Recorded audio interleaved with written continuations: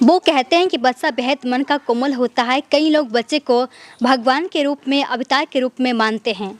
जब बच्चा पैदा होते हैं तो उस घर का खुशी का माहौल अलग ही होता है। वो अपने परिवारों का आंखों का तारा बन जाता है। आज की जो मैं सच्ची घटना सुनाने जा रही हूँ, जो सुनने के बाद ऐसा लगेगा कि क्या एक छोटा बच्चा भी इस तरह से कैसे कर सकता है। दरअसल ये कहानी है एक ऐसे लड़के की जो बहुत ही कम उम्र में सीरियल किलर बन जाता है। वो लगातार 3 हत्या 3 मर्डर करता है।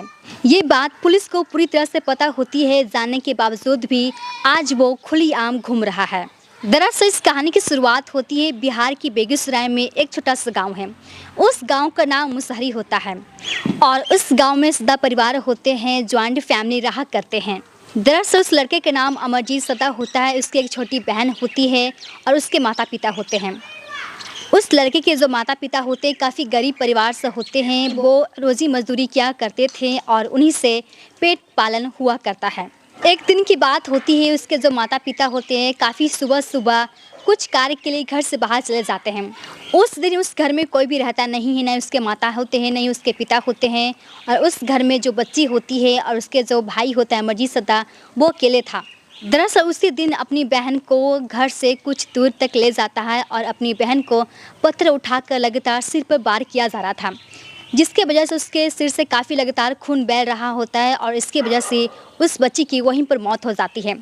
मौत होने की वजह से एक छोटा सा गड्ढा वो लड़का करता है और अपनी बहन को वहीं पर दफन कर लेता है। और ये हत्या करते हुए इसके माता पिता और गांव के जो कुछ लोग होते हैं इस हत्या को देख लेते हैं, लेकिन वो लोग किसी से कुछ कहते नहीं, ये बात अपने में रख लेते हैं। अक्सर गांव के जो लोग रहते हैं वो एक दूसरे के साथ मिलजुल कर रहा करते हैं और एक दूसरे को अच्छी तरीके से जानते भी हैं। दरअसल उस गाँव में भी एक दूसरे को अच्छे तरीके से जानते हैं, एक दूसरे से मिल कर रहा करते हैं। दरअसल 2007 में अचानक उस गांव से एक बच्चा गायब हो जाता है। जो गुमशुदा के जो माता पिता होते हैं वो अपने बच्चे को काफ़ी ज़्यादा खोज ढूंढने का प्रयास करते हैं, लेकिन वो कहीं पर मिलता नहीं है। गांव के जो कुछ लोग होते हैं वो लोग भी मिलकर बच्चे को ढूंढने में लग जाते हैं, लेकिन वो बच्चे कहीं पर मिलते नहीं हैं। जो गुमशुदा के जो माता पिता होते हैं जब वो उस गले से निकल रहे होते हैं तो ये देखते हैं कि कुछ ग्रुप में, कुछ झुंड में बच्चे खेल रहे होते हैं और उस बच्चे से पूछा जाता है कि क्या तूने मेरे बच्चे को देखा है। उस झुंड में से एक बच्चा बोलता है कि हाँ, हम आपके बच्चे को देखें। दरअसल आपका बच्चा अमरजीत सदा के साथ गया हुआ था। जो गुमशुदा के जो माता पिता होते हैं उस बच्चे पर शक करते, उसके घर जाते हैं और उस बच्चे से पूछताछ करते हैं। वो पूछते हैं कि क्या तूने मेरे बच्चे को कहाँ देखा, मेरे बच्चे के साथ क्या किया। जो बच्चा होता है अमरजीत सदा वो कुछ कहता नहीं, वो शांति से वहीं पर वो रहता है। गुमशुदा के जो माता पिता होते हैं पुलिस कंप्लेन करते हैं, पुलिस आते हैं और वो पुलिस से कहते हैं कि अमरजीत सदा मेरे बच्चे को हत्या कर दिया, मार डाला।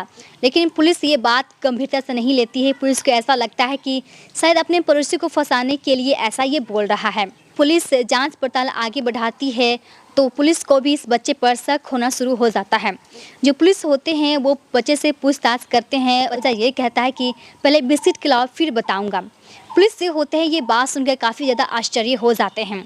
अमरजीत सदा कहता है कि सबसे पहले अपनी बहन को हत्या की है, अपनी बहन को हत्या कर कर एक गड्ढा में सुला दिए थे और हत्या करते हुए मेरे माता पिता और गांव के कुछ लोग देख लिए थे, लेकिन ये बात किसी से वो कहे नहीं थे, ये बात अपने आपस में रख लेते हैं। और लगातार इसी तरह से हम 2 हत्या और किए हैं। जो पुलिस होते हैं ये बात सुनकर काफ़ी ज़्यादा आश्चर्य होते हैं। वो ये सोचते हैं कि आखिर छोटा कार बच्चा इस तरह से कैसे कर सकता है। अमरजीत सदा को मनोचिकित्सक के लिए भेज दिया जाता है तो ये पता चलता है कि इस बच्चे को कंडक्ट डिसऑर्डर नाम की बीमारी है। दरअसल इस बीमारी में दूसरे को ठेस पहुंचाना, मारना, पीटना, उससे खून बहनाना, हत्या करना, उससे काफ़ी सुकून मिलता है, उससे काफ़ी अच्छा लगता है। फिलहाल उस बच्चे को सरकार की तरफ से इलाज चल रहा होता है। हालांकि उस बच्चा को सज़ा नहीं दिया जाता है क्योंकि उसकी उम्र 18 साल से कम होती है और भारत में एक नियम है कि 18 साल से कम उम्र होने पर उससे सज़ा नहीं दिया जाता है। दोस्तों इस कहानी को सुनाना आपको परेशान करना नहीं बल्कि आपको जागरूक करना है। जहाँ रहें सुरक्षित रहें, अपना ध्यान रखें।